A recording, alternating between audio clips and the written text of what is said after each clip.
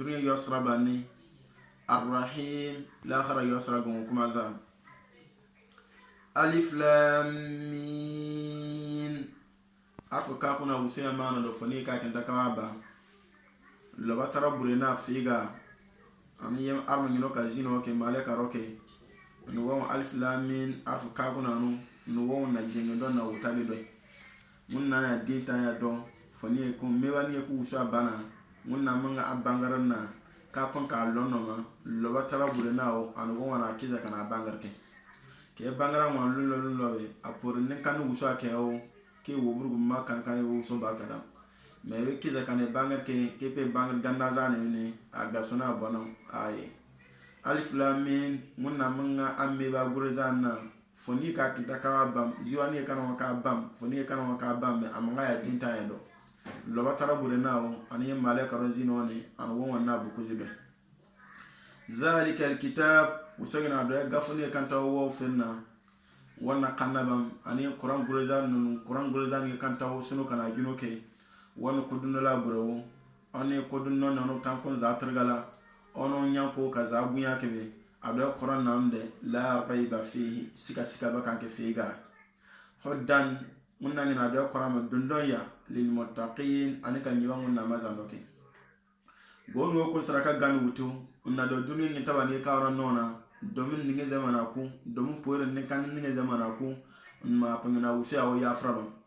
fero ni ke na no kan fulla no ke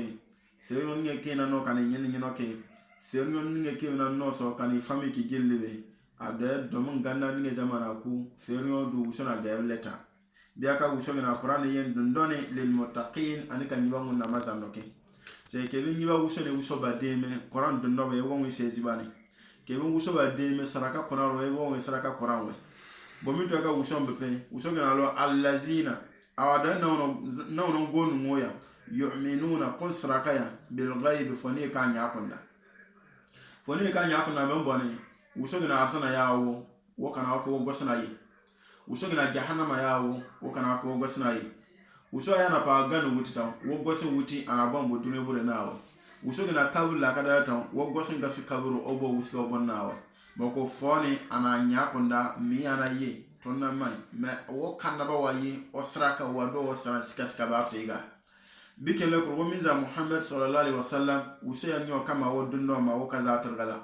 me wo gonu ko fo sono woda ma tarabule na finna gwa deta bo bala na anapama wa nabi ma gurzawi abafi alobanu wana wobusu awangeta kan nabiya ke tabe den la mme awon nabiya wa yi awon yango ya bawe boko fon no anyintaw me yanya ko na wole bisi ateno wonyintaw amma woto ma osraka bikele ko nabiya wa zoka ku buka na yaka ka ko no ken tarabule nawo wasraka kankan wado nabiya ma wonna yonyo wuso nyo ko ma wodu non mo ko kaza tragala kon ma na nyawo kaza buya salake me nabiya zoka ku buka na yaka ka ko ro wo gosne yi me wasra kan wado sika ba figa bikele kurbe bil ghaib foni ka nya ko da be malaika ro ko ngun na wo nuran kan nurake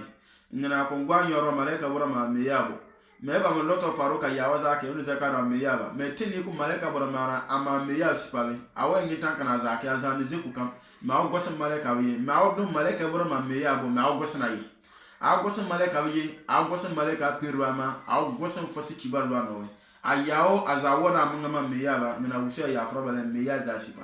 bo fon na uno jili was kan wado wala sika ba fega munna no me ataso hakika biaka wuso ngina lo allazina awadana uno za no gonu moya yu'minuna kun saraka ya bil ghaibi foni ka nyakonda no jili fon na nyakonda jili wa yuqimuna salata na ni jentra ka yake ya jinna kanke kemi ya nyaso hakika wapiye wo burguma ka yari wo botune kana jahannama sho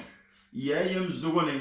ane armangi dunno sunu kana junuke ane armangi fonda wonna ji sunu kana junuke go ngoko wonna badin so kamiye aw yaku awoda sarala ado ke da ma jinya wuso gina lo wa yuqimuna salat aw gono men jinin kai ake yalla ya ro ko na dan finna we jinin kana ya wakara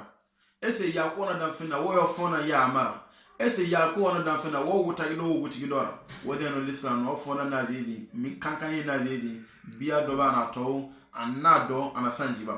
ebi ya ra fe do tana ebi yara ye sababu